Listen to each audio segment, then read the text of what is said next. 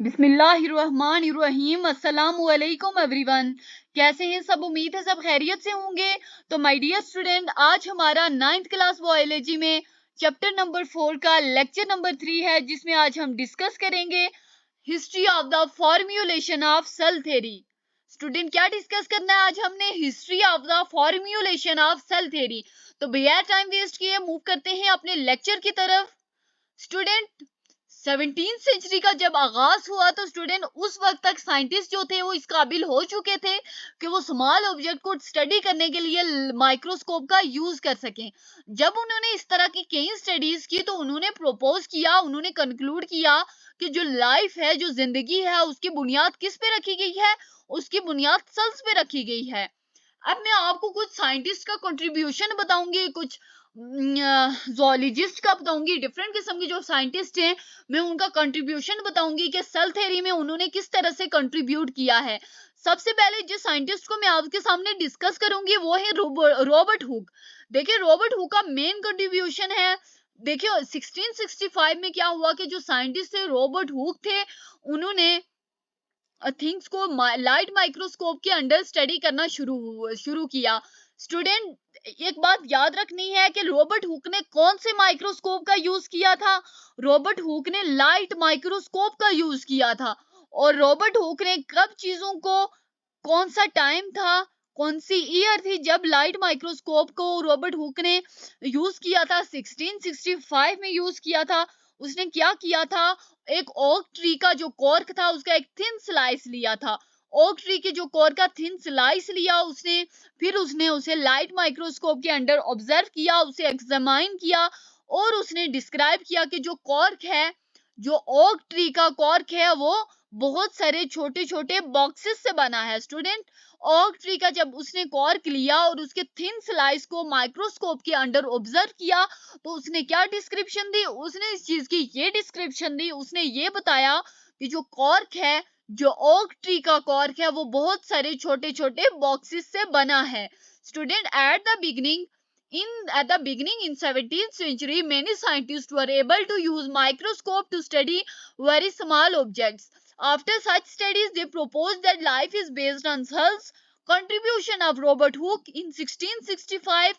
Scientist Robert Hooke studied things under light microscope. He examined a thin slice of cork of oak tree under microscope. He described that the cork was made of many little boxes.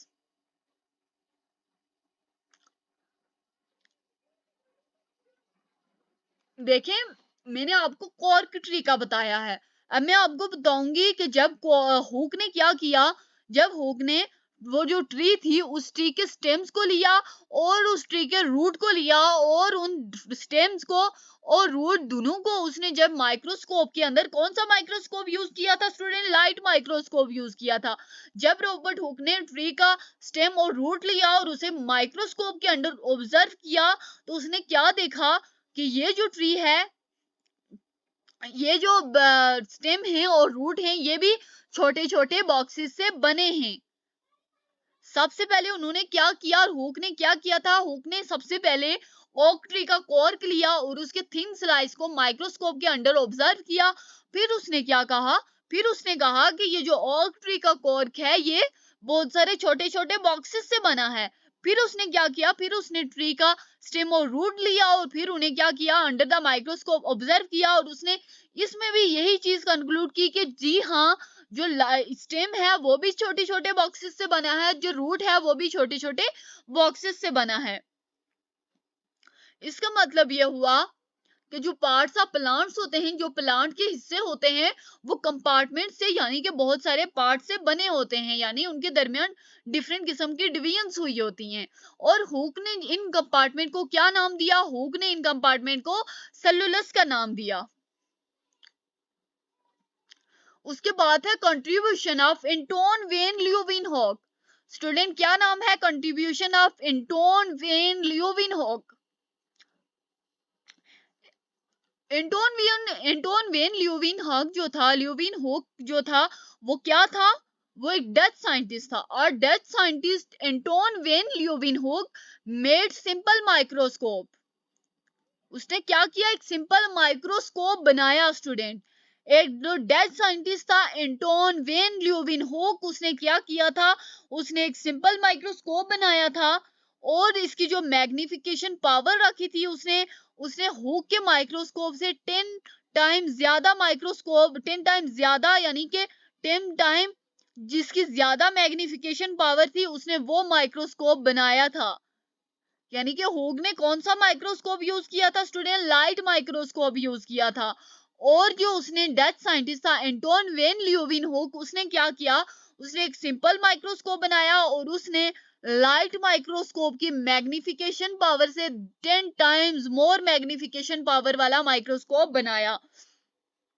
Student 1673 में क्या हुआ कि Anton when ल्यूवेनहोक ने क्या किया कि उसने जो लिविंग सेल्स थे उसने लिविंग सेल्स को पॉन्ड वाटर में ऑब्जर्व किया और क्या किया, उनको क्या कहा, उनको एनिमल क्यूल्स का नाम दिया। स्टूडेंट वो लिविंग सेल्स जिनको पॉन्ड वाटर में ऑब्जर्व किया गया था उनको क्या नाम दिया गया था, उनको एनिमल क्यूल्स का नाम दिया गया था।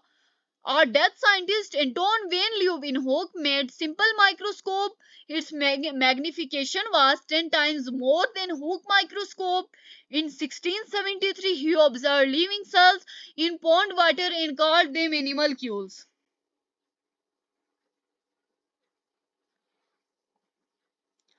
देखें हुक थे और जो लियोविन हुक थे, हुक यानी कि रॉबर्ट हुक था जो, और जो लियोविन हुक था उसने क्या किया था, वो दोनों पहले थे जिन्होंने सेल्स को ऑब्जर्व किया था। लेकिन जो इस मुशाहिदे की इंपॉर्टेंस थी यानी कि इस ऑब्जर्वेशन की जो इंपॉर्टेंस थी उसे पहचाना नहीं गया था। यानी कि उस वक्त इस ऑब्जर्वेशन को कोई खास कंसिडरेशन हासिल नहीं हुई थी। लेकिन आपने एक बात याद रखनी है कि जो रॉबर्ट हुक थे और लियोविन हुक थे ये पहले इंसान थे, ये पहले साइंटिस्ट थे। और लियोविन हुक कौन सा था, डेथ साइंटिस्ट था, और ये दोनों पहले साइंटिस्ट थे जिन्होंने सेल्स को ऑब्जर्व किया था। उसके बाद है Jean Baptiste de Lamarck and Robert Brown. Student क्या Jean Baptiste de Lamarck and Robert Brown, इन दोनों के क्या क्या कंट्रीब्यूशन थे।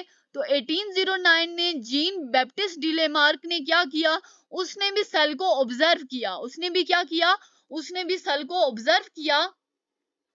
जब उसने सेल्स को ऑब्जर्व किया और जब उसने क्या किया, जब उसने पार्ट्स ऑफ एनिमल्स और प्लांट्स को माइक्रोस्कोप के अंडर ऑब्जर्व किया।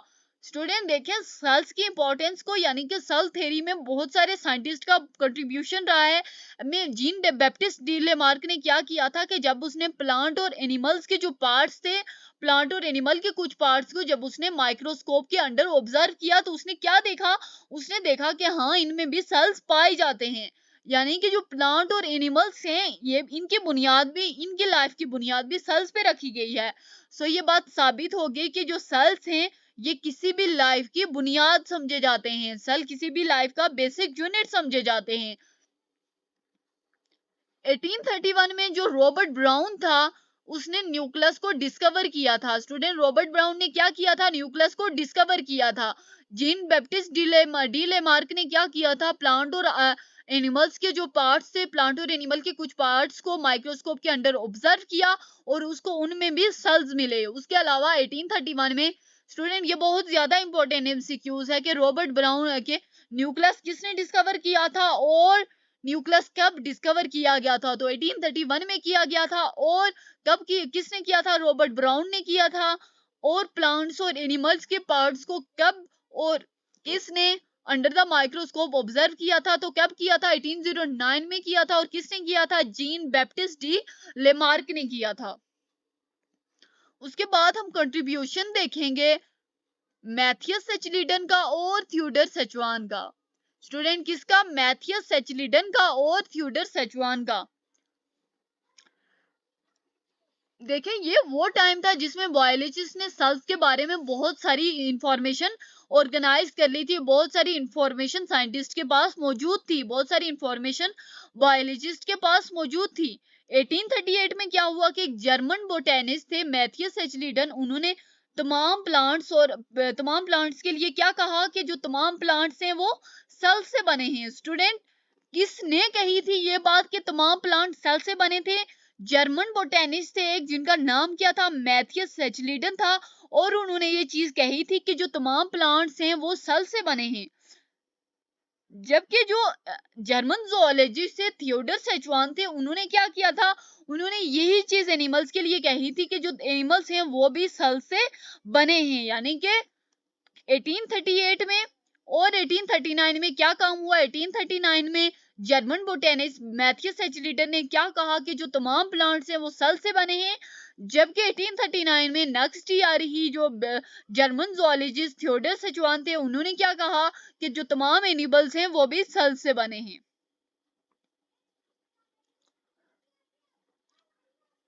Rudolph Virchow and Louis Pasteur, Rudolf Virchow and Louis Pasteur, इनका क्या कंट्रीब्यूशन रहा है। अब क्या कहा स्टूडेंट्स, हमने क्या कहा, प्लांट्स भी सेल से बने हैं, एनिमल्स भी सेल से बने हैं। स्टूडेंट अब सेल्स किससे बने हैं, सेल्स किससे बने हैं स्टूडेंट, ये चीज हमें बताई थी रूडोल्फ विर्चो ने बताई थी। किसने बताई थी, रूडोल्फ विर्चो ने बताई थी। और उन्होंने कहा था कि जो सेल्स बनते हैं वो सेल्स से ही बनते हैं, यानी कि ऑलरेडी प्रेजेंट जो सेल्स होते हैं उन्हीं से सेल्स की, न्यू सेल्स की फॉर्मेशन होती है। 1862 में लोयस पास्चर ने क्या किया कि ये जो ख्याल दिया गया था कि जो तमाम सेल्स होते हैं वो दूसरे सेल से बनते हैं, इस चीज का उसने एक्सपेरिमेंटल प्रूफ दिया था। यानी कि इस चीज के ऊपर उसने एक्सपेरिमेंट किया और फिर उसने इस चीज को साबित कर दिया कि जो तमाम सेल्स होते हैं वो दूसरे सेल से बने होते हैं।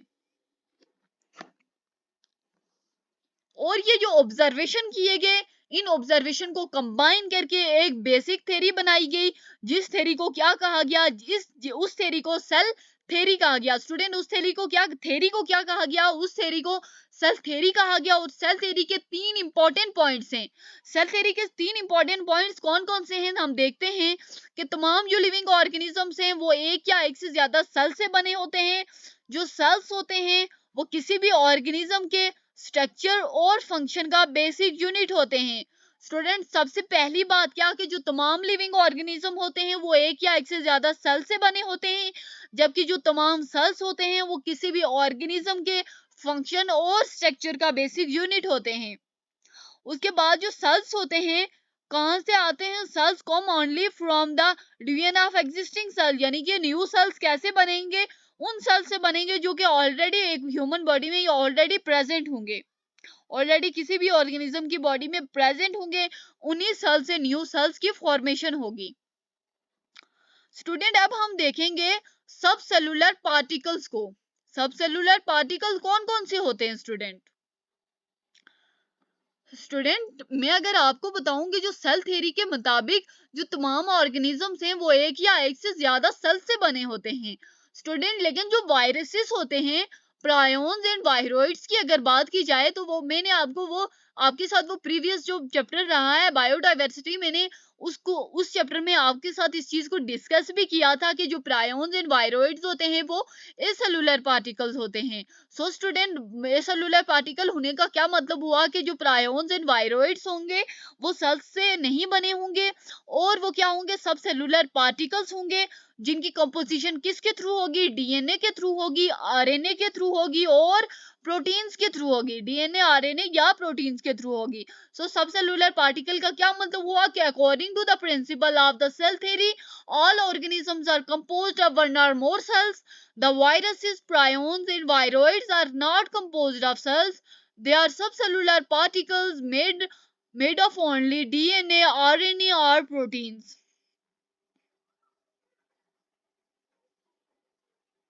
स्टूडेंट लेकिन मैंने आपको क्या कहा कि जो सेल्स होते हैं स्टूडेंट, प्रायोन्स एंड वायरोइड जो होते हैं वो सेल से नहीं बने होते, लेकिन फिर भी स्टूडेंट वो लिविंग ऑर्गेनिज्म की कुछ हुसूसियात शो करते हैं। कौन कौन सी हुसूसियात शो करते हैं कि वो नंबर में इंक्रीज हो सकते हैं, यानी कि वो क्या कर सकते हैं, नंबर में इंक्रीज होने का मतलब ये है स्टूडेंट कि वो रिप्रोडक्शन का प्रोसेस यूज कर सकते हैं और एक नेक्स्ट जनरेशन प्रोड्यूस कर सकते हैं।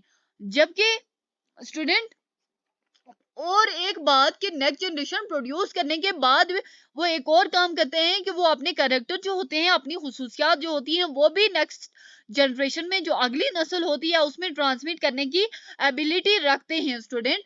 लेकिन एक बात याद रखनी है, मैंने आपको सब cellular particle prions and viroid में क्या चीज बताई है, मैंने आपको ये बात बताई है कि जो प्रायोन्स एंड वायरोइड्स होते हैं वो सेल से नहीं बने होते, लेकिन फिर भी वो लिविंग ऑर्गेनिज्म की कुछ हुसूसियात शो करते हैं। कौन कौन सी हुसूसियात शो करते हैं?